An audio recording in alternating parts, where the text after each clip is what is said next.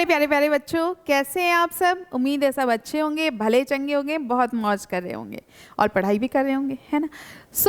आज जो हम आपके लिए टॉपिक लेके आए हैं उसका नाम है वेजिटेटिव प्रोपगेशन। ये चैप्टर 1 का टॉपिक है और बहुत सारे बच्चे हो सकता है इसके बारे में नहीं जानते होंगे, तो आज हम लोग इसके बारे में डिटेल में स्टडी करने वाले हैं। ठीक है, चलिए उसके पहले आप जान लीजिए कि ये जो वेरियस बैचेस चल रहे हैं, आपके विजेता बैच है और लक्ष्य बैच है, सब अलग अलग बैचेस चल रहे हैं फॉर CUET 2024। एंड आपका जो साइंस बैच है, निर्माण बैच है, ये भी आप ही लोगों के लिए। तो सारे बैचेस बेटा हैं, आप लोग के लिए हैं और आप लोग इसमें इनरोल करिए, फ़ायदा उठाइए। अभी इसमें ऑफ़र चल रहा है, 20% का ऑफ़र चल रहा है और ये ऑफ़र है सिर्फ 12 अगस्त तक। तो इस ऑफ़र का लाभ उठाइए और ज़्यादा से ज़्यादा बच्चे इसमें इनरोल होने की कोशिश करिए, जिससे आपका टाइम भी बचे और पैसा भी बचे, क्योंकि अभी टाइम है अपने पास लेकिन बाद में टाइम नहीं रहेगा और ऑफ़र भी नहीं रहेगा। So you can use my code Smriti Pandey 27 और आपको थोड़ा और डिस्काउंट भी मिल जाएगा, थोड़ा सा। चलिए, तो हम लोग बात करेंगे आज वेजिटेटिव प्रोपगेशन की। आप सबने सुना होगा वेजिटेटिव प्रोपगेशन, नहीं सुना होगा तो कहीं ना कहीं तो शायद देखा होगा, या नहीं देखा होगा तो शायद कभी आपने रोजेस लगाए होंगे, कभी आपने कोई ऐसा प्लांट लगाया होगा जो बिना सीड का ग्रो किया हो। हैव यू एवर ट्राई तो किया ही होगा, है ना, क्योंकि प्लांट्स लगाना तो सबको अच्छा लगता है, या सुना ही होगा। वेजिटेटिव प्रोपगेशन एक तरीके का रिप्रोडक्शन होता है बेटा। एक्चुअली इसमें होता क्या है कि इसमें सीड्स के अलावा अगर किसी और पार्ट से, प्लांट के किसी और पार्ट से प्लांट को ग्रो करवाया जा रहा है तो उसको हम लोग कहते हैं वेजिटेटिव प्रोपगेशन या फिर रिप्रोडक्शन आप कह सकते हो। ठीक है, so let's see, vegetative propagation जो होता है ये फॉर्मेशन होता है न्यू प्लांट्स का फ्रॉम वेजिटेटिव यूनिट और प्रोपेग्यूल, जैसे कि बड्स हैं, ट्यूबर्स हैं, राइजोम्स हैं, एक्सेट्रा, इन सब से होता है। मतलब किसी नए प्लांट का फॉर्मेशन होगा, प्लांट के अलग अलग पार्ट से, लीफ से हो सकता है, स्टेम से हो सकता है, उसके बड से हो सकता है, ट्यूबर से हो सकता है, राइजोम से हो सकता है, किसी से भी हो सकता है। सो ये जो मेथड होते हैं ये प्रोड्यूस करते हैं large number of population in clones, क्योंकि हमें वेट नहीं करना पड़ता है कि कब सीड ग्रो करे, मतलब कब प्लांट ग्रो करे, फ्लावरिंग हो, फ्रूटिंग हो, सीड निकले, फिर हम उसको लगाएं, फिर सीड को लगाने के लिए एक बड़ा प्लांट बनना चाहिए, है ना, तब उसमें जाके फ्रूटिंग होगी। तो ऐसे केसेस में क्या होता है कि हम डायरेक्ट प्लांट का कोई पार्ट लेते हैं और उसको लगा देते हैं, जिससे वो जो सीड के जर्मिनेट होने तक का प्रोसेस होता है वो थोड़ा टाइम कम हो जाता है। ओके, तो इससे एक तो ज़्यादा अमाउंट में एक सीड लगाओगे एक ही प्लांट मिलेगा, है ना। लेकिन अगर एक प्लांट के स्टेम्स को काट काट के हम लगाएंगे तो एक मान लीजिए बड़ी सी स्टेम है, उसके छोटे छोटे नोड्स को काट के लगाया हुआ है, तो उससे हमें कई सारे प्लांट्स मिल सकते हैं। So we get large number of population, है ना, क्लोन्स ज़्यादा मिल जाएंगे कम टाइम में। प्योरिटी प्रिजर्व करता है ना, प्योरिटी मेंटेन होती है, जैसे जो ब्रीड है उसमें जब फ्यूजन नहीं हो रहा है, फर्टिलाइजेशन नहीं हो रहा है, तो प्योरिटी मेंटेन रहती है। रेजिस्टेंस होते हैं, गुड क्वालिटी की रेस होती है, वैरायटी होती है ना, तो ये सारी चीज़ें मेंटेन रहती हैं इनमें। वेजिटेटिव प्रोपगेशन बेटा दो तरीके का होता है, नेचुरल और हॉर्टिकल्चर या आर्टिफिशियल। आज हम लोग बात करेंगे नेचुरल की, नेक्स्ट क्लास में बात करेंगे आर्टिफिशियल, क्योंकि वैसे ये बहुत बड़ा टॉपिक हो जाएगा। ठीक है, तो छोटा छोटा करके आपको समझाएंगे। नेचुरल मेथड क्या होता है? नेचुरल मेथड का मतलब होता है प्लांट का कोई पार्ट, जैसे मान लीजिए लीफ है, स्टेम है, जो नेचुरली हो जाता है ना, कुदरत में अपने आप हो जाता है, इन्वायरमेंट में अपने आप हो जाता है, तो उसके थ्रू होता है। ओके, तो ये आते हैं वेजिटेटिव प्रोपगेशन में, आपको आगे देखने को और मिलेगा। जैसे मान लीजिए रूट्स होते हैं, रूट्स क्या है? टैप रूट होते हैं और एडवेंटियस रूट होते हैं, ये दोनों पार्टिसिपेट करते हैं वेजिटेटिव प्रोपगेशन में, मतलब दोनों के थ्रू यूज़ किया जाता है प्लांट को प्रोपगेट करने में। टैप रूट्स जो होते हैं कुछ प्लांट के, ये डेवलप करते हैं एडवेंटियस बड को and then they form new plants. What? Tap root कुछ प्लांट्स के एडवेंटियस बड को डेवलप करेंगे और फिर उससे बनेगा नया पौधा, नया प्लांट। ऐसा किस केसेस में होता है? ऐसा होता है डल्बेजिया मतलब शीशम, नाम सुना होगा, गुआवा जो अमरूद खाते हो, पॉपुलर, अल्बीजिया, मूरिया, इन सब में होता है। फ्लैशी रूट्स ये डेवलप होते हैं एडवेंटियस बड को, ये डेवलप किसको करेंगे? एडवेंटियस बड को। और ये वेजिटेटिव प्रोपगेशन में भी पार्ट लेते हैं। जैसे आपने स्वीट पोटैटो खाया होगा, है ना, स्वीट पोटैटो तो सब जानते ही हैं। टैपिको, डहेलिया, एस्पैरागस, ये आते हैं। ये देखो यहाँ पे ये रूट है ना बेटा, and that is a part of adventitious root. तो यहाँ से देखो नया प्लांट ग्रो हो रहा है। ओके, सो ये सारा नेचुरल है, नेचर के थ्रू हो रहा है, इसमें ह्यूमंस का इन्वॉल्वमेंट नहीं है। जहाँ ह्यूमन का इन्वॉल्वमेंट हो जाता है वो आर्टिफिशियल हो जाता है। ओके, तो ये रूट्स के थ्रू ग्रोथ हो रही है। क्लियर? आगे बढ़ेंगे हम लोग। अंडरग्राउंड स्टेम, स्टेम जो आप पोटैटो खाते हो, है ना, वो क्या है? स्टेम का पार्ट है ना। तो अब अंडरग्राउंड स्टेम से कौन कौन तरीके से वेजिटेटिव प्रोपगेशन होता है वो हम लोग देखेंगे। Okay, so let's see. सबसे पहली बात करते हैं ट्यूबर की। आलू हम सबका फेवरेट होता है, हम सब खाते हैं। और अगर आलू है, पोटैटो है, तो फिर हमें किसी और चीज़ की नीड नहीं है। आलू के पराठे बन सकते हैं, आलू की सब्जी बन सकती है, और फ्रेंच फ्राइज बन सकती है, बर्गर बन सकता है, और बहुत कुछ बन सकता है। Unlimited things. सो ये जो आप आलू खाते हो, इसकी ग्रोथ कैसे होती है? इसी से होती है। They have buds over their nodes और आइज। आपने ऐसे ऐसे कुछ जगहें देखी होंगी आलू में, पोटैटो में, है ना। इसको हम लोग कहते हैं आइज, ठीक है, या नोड्स भी कहते हैं। ये क्या करते हैं? ये प्रोड्यूस करते हैं न्यू प्लांटलेट। अच्छा, कभी आपने सोचा है आलू ग्रो कैसे करता होगा?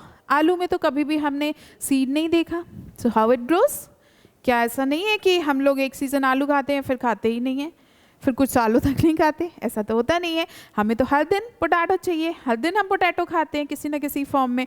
या मान लीजिए आज नहीं खाए, 2 दिन बाद खाएंगे, 3 दिन बाद खाएंगे तो चाहिए तो। ओके, सो इनके बड्स होते हैं, ये प्रोड्यूस करते हैं, यही बड्स होते हैं जो कि प्रोड्यूस करते हैं न्यू प्लांटलेट्स। एक्चुअली करते क्या है, फार्मर्स क्या करते हैं, इस पोर्शन को कट करते हैं। जब सीज़न चेंज होता है तो आप देखोगे यहाँ पे कुछ वाइट कलर का फॉर्म होने लगता है, यहाँ पे ऐसे ऐसे ऐसे ऐसे करके फॉर्म होने लगेगा। तो वो उसको कट करते हैं और सॉइल में लगा देते हैं, बस प्लांट तैयार हो जाता है। So the bud produce new plantlet when a stem tuber और a part of it having an eye placed in the soil. वो पार्ट, अब यहाँ वाले हिस्से को कट करके लगाएंगे तो कोई फर्क नहीं पड़ेगा, प्लांट नहीं निकलेगा, है ना।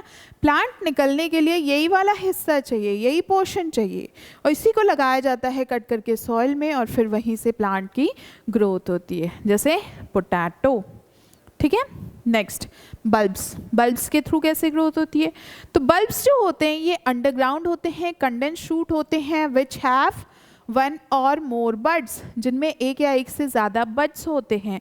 जैसे ये बड प्रेजेंट होते हैं इनसाइड प्लांट के अंदर होते हैं। These bud present inside the bulbs from new plant. जो नए प्लांट होते हैं उनके अंदर बल्ब्स प्रेजेंट होते हैं। जैसे गार्लिक, लहसुन होता है, अनियन, प्याज होता है, नरकैसस ये होते हैं। तो ये इसके एग्जाम्पल होते हैं। देखिए ये बल्ब वाला हिस्सा है ना, ये बल्ब वाला यहाँ पे हिस्सा आपको रिप्रेजेंट कर रहा है। ओके, एंड जो आप इडिबल पार्ट, अनियन के जो इडिबल पार्ट्स खाते हैं, दे आर मॉडिफाइड स्टेम्स। वो उसके लीव्स होते हैं, मॉडिफाइड लीव्स होते हैं, है ना। तो मॉडिफाइड लीव्स को हम लोग खाते हैं, पोटैटो में खाते हैं मॉडिफाइड स्टेम। कॉम्स आते हैं। कॉम्स क्या होते हैं? कॉम्स जो होते हैं बेटा, ये अनब्रांच्ड स्वेलन अंडरग्राउंड स्टेम होते हैं। ये अंडरग्राउंड स्टेम होते हैं, हैविंग सर्कुलर नोड्स। उनमें क्या होते हैं?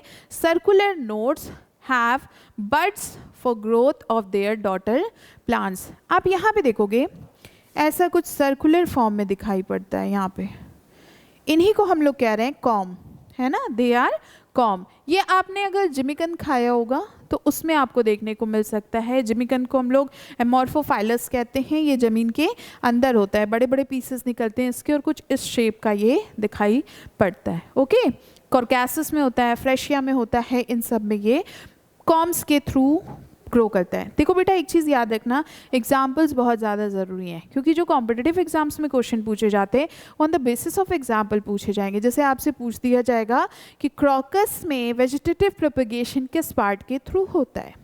Okay, so you have to know that, आपको ये पता होना चाहिए, इसलिए एग्जाम्पल्स बता रहे हैं। नेक्स्ट राइजोम की बात आती है।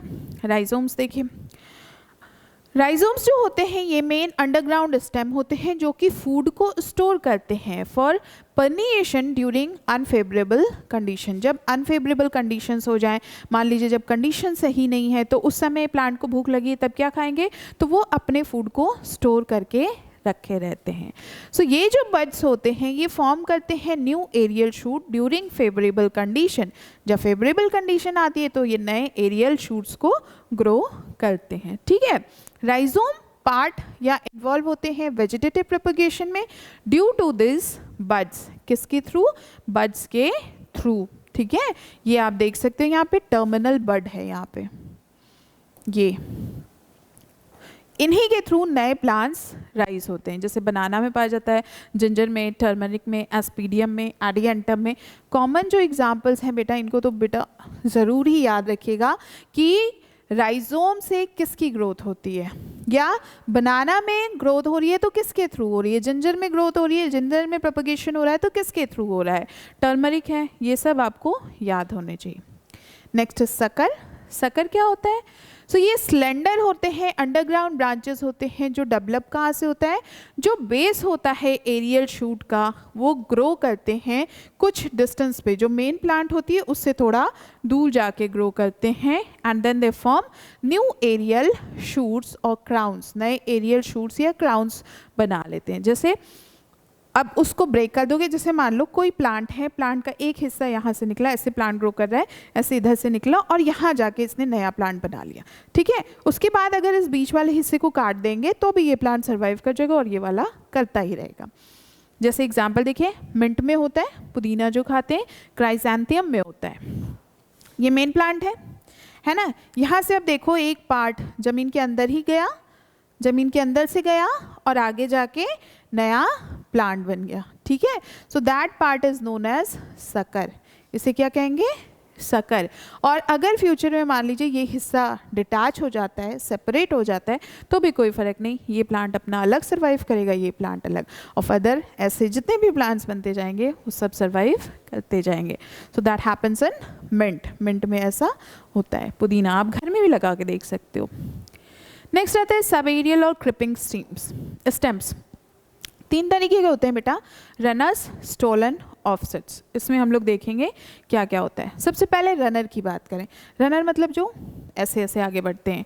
सो ये नैरो होते हैं, ग्रीन होते हैं, हॉरिजॉन्टल ब्रांचेस होती हैं जो डेवलप होते हैं at the base of crown. जो क्राउन का बेस होता है, प्लांट का जो क्राउन होगा उसका बेस होगा वहाँ पे।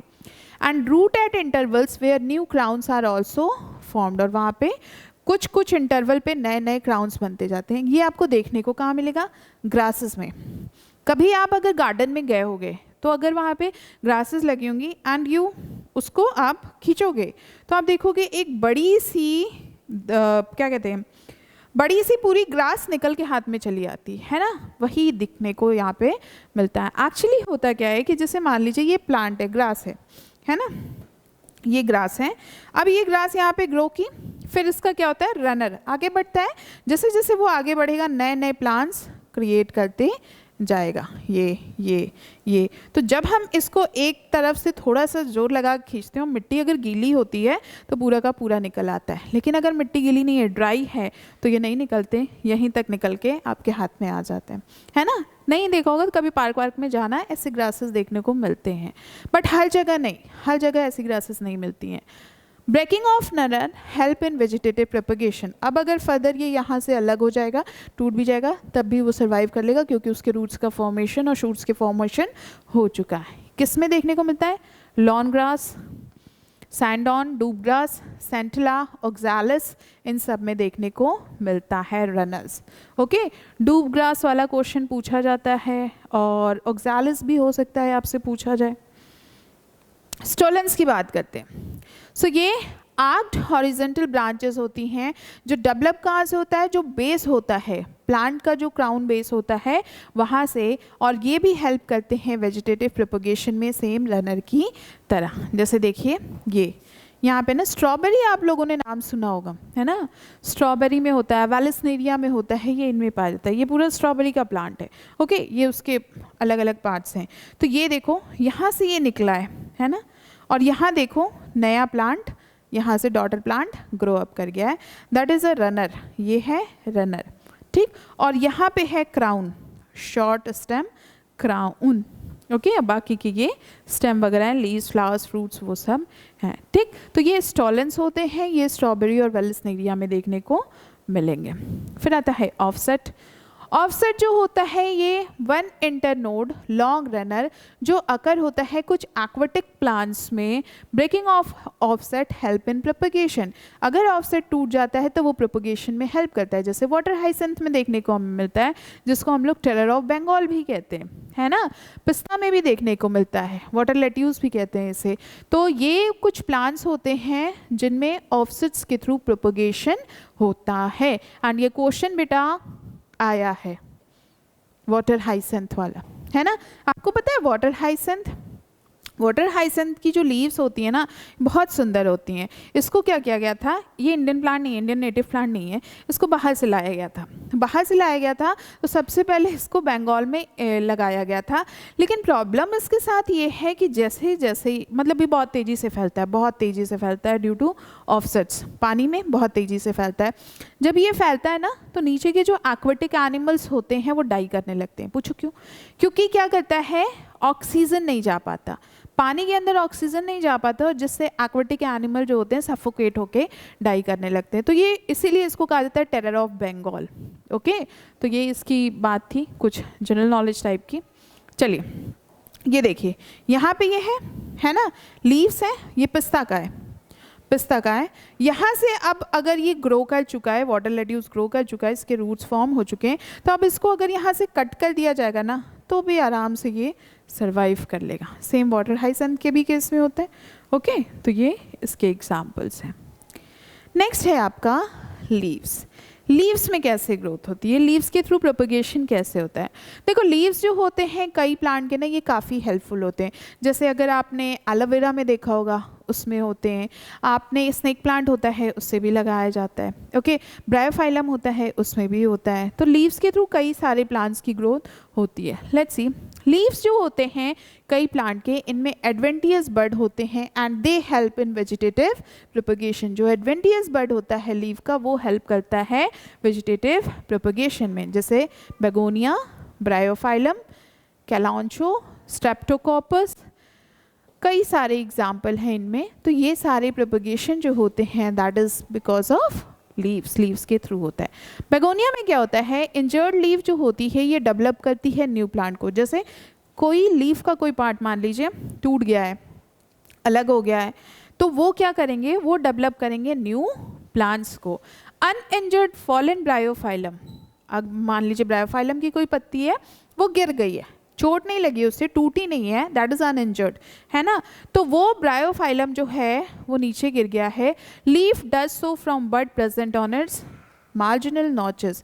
यहाँ पे देखो आपने ब्रायोफाइलम का एग्जाम्पल काफ़ी देखा होगा, तो उसके जो नोड्स पे से वहाँ से नए नए फिर छोटे छोटे रूट्स, शूट, लीव्स डेवलप होने लगते हैं and they help to grow plants. फिर वो प्लांट के नंबर्स भी बढ़ जाते हैं और ग्रोथ में भी हेल्प करते हैं।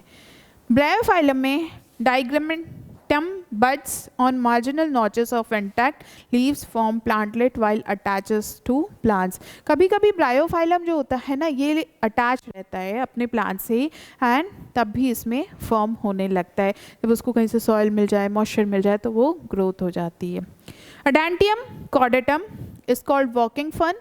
इसको वॉकिंग फर्न भी कहते हैं बिकॉज इसकी जो लीफ की टिप्स होती है ना ये फॉर्म करते हैं नए प्लांट्स को when they come in contact with soil. जब वो सॉइल के कांटेक्ट में आ जाएंगे तो वो नए प्लांट बना लेंगे, ठीक है। तो इसको हम लोग वॉकिंग फर्न भी कहते हैं। फिर आते हैं आपके बल्बल्स। बल्बल्स क्या होते हैं? सो ये मल्टी सेलुलर फ्लैशी बड्स होते हैं that take part in vegetative propagation. क्या होंगे? मल्टी सेलुलर फ्लैशी बड्स होते हैं and they take part in vegetative propagation. ये ओक्सैलिस, अगैव, पाइनएप्पल, डिस्कॉरिया, लिली इन सब में पाया जाता है, ठीक है। ये दोनों एग्जाम्पल काफ़ी पूछे जाते हैं, ओक्सैलिस और अगैव वाले, ठीक। अगैव में बुलबुल्स जो होते हैं ये मॉडिफाइड फ्लोरल बड होते हैं and that develop on the flowering axis. कहाँ पे डेवलप होगा बेटा? जो फ्लावरिंग एक्सिस होती है वहाँ पे डेवलप होगा। किस में? अगैव में। Remain attach to floral axis और फिर जर्मिनेट कर जाते हैं, अटैच रहते हैं फ्लोरल एक्सिस से and after that they germinate, उसके बाद वो जर्मिनेट कर जाते हैं। कहने का मतलब है कि जो मॉडिफाइड फ्लोरल बड होते हैं ये डेवलप कहाँ होंगे? जो फ्लावरिंग एक्सिस होती है वहाँ पे, मतलब जहाँ से फ्लावर निकलता है ना, जहाँ से ऊपर टॉप पे फ्लावर निकलता है या जिस जिस स्टेम पे फ्लावर निकलेगा वहाँ पे, और फिर ये अटैच रहते हैं अपने फ्लोरल एक्सिस से एंड जर्मिनेट कर जाते हैं। So agave century plant shows vegetative reproduction from reproductive organ like floral bud. इसने कहाँ से शो किया? इसने उस हिस्से से शो किया जहाँ पे रिप्रोडक्शन हो रहा है, मतलब flower is a part of reproduction, flowering होना रिप्रोडक्शन का पार्ट है। तो अगैव शो करता है vegetative reproduction from reproductive organ like floral bud. Oxalis are born over the base of fleshy root. Oxalis कहाँ बॉर्न होते हैं? जो फ्लैशी रूट होता है वहाँ पे बॉर्न होते हैं। देखिए बल्बिल होते कैसे, जैसे ये स्टेम है, यहाँ पे लीफ है अगैव की, है ना, ये अगैव का है, ये है बल्बिल, है ना, यहाँ पे फॉर्म होता है। ओके, तो उसको हम लोग कहते हैं बल्बिल। आगे बढ़ते हैं। टूरियॉन्स। टूरियॉन्स क्या होते हैं? सो टूरियॉन्स जो होते हैं बेटा ये स्वेल एंड बड होते हैं। स्वेल किया हुआ बड होता है। अब देखो इसमें होता क्या है, ये कंटेन करते हैं काफ़ी सारा फूड, अपने साथ काफ़ी सारा फूड करते हैं, डिटैच हो जाते हैं पेरेंट प्लांट से और फिर इनएक्टिव रहते हैं थ्रू द विंटर। ठंडी लगती है इनको तो ये उस समय इनएक्टिव रहते हैं और जैसे फिर इनका सीजन आता है ये एक्टिवेट हो जाते हैं and give rise to a new plant in the spring season. Okay, नए प्लांट को ये कब ग्रो करवाएंगे? स्प्रिंग सीजन में। तो ये टूरियंस होते हैं, ऐसा होता है टूरियन सिस्टम, ऐसा है ना। पहले क्या करते हैं, ये प्लांट से रिलेटेड होते हैं, प्लांट के साथ होते हैं। अब ये क्या करते हैं बेटा, ये अपने साथ काफ़ी फूड को स्टोर करते हैं, ये डिटैच हो जाते हैं अपने पेरेंट से। मान लीजिए ये डिटैच हो गए, लेकिन अगर सर्दियों में ये डिटैच हुए हैं तो उस टाइम पे, उस ड्यूरेशन पे ये इनएक्टिव फॉर्म में रहते हैं। बट आफ्टर दैट जैसे स्प्रिंग सीजन आता है ये नए प्लांट में ग्रो अप कर जाते हैं। ठीक है, सो टूरियंस जो होते हैं ये फाउंड होते हैं कई सारे वाटर प्लांट्स में, जो लिखा हुआ है यूट्रिकुलेरिया में, पोटामोगेटॉन में, इन सब में ये मिलते हैं, मतलब पाए जाते हैं। ठीक है, ये मेन लीफ है, ये स्प्राउटिंग बड है, ये टूरियन स्टेम है, तो यहाँ पे ये पाए जाते हैं। ओके, सो ये था natural method of vegetative propagation. अगर आपको कुछ ना समझ में आया हो या फिर कुछ टर्म्स या कोई वर्ड्स या कोई एग्जाम्पल्स, तो आप हमें कमेंट करके पूछ सकते हो, हम आपको और बता देंगे। एंड द सेकेंड थिंग, इसका जो सेकेंड पार्ट है आर्टिफिशियल मेथड, वो भी हम आपको जल्द ही प्रोवाइड करेंगे। चलिए, tata, bye bye, take care, बहुत बहुत धन्यवाद।